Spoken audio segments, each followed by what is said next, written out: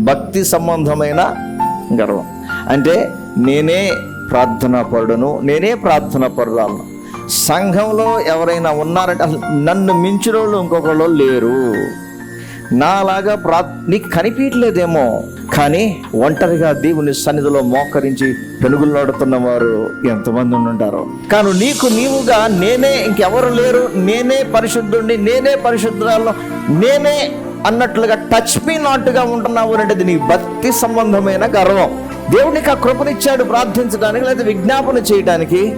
దాన్ని బట్టి దేవుని స్తుతించు, అంతేకాని ఇక నన్ను మించినోడు ఎవరు లేడు, అందరికంటే తోపు నేనే అన్నట్లుగా బిహేవ్ చేయొద్దు. నీకు తెలీదు ఉన్నటువంటి వారిలో దేవునితో వారు కలిగి ఉన్నటువంటి సంబంధం నీకు బయటకు కనిపించలేదు కాబట్టి భక్తి లేదనుకోవద్దు. బయటికి కనిపిస్తుంది కాబట్టి భక్తి అనుకోవద్దు. బయటికి కనిపించడం లేదు కాబట్టి భక్తులు లేరనుకోవద్దు. హృదయాలను చూస్తున్నవాడు ఆయన.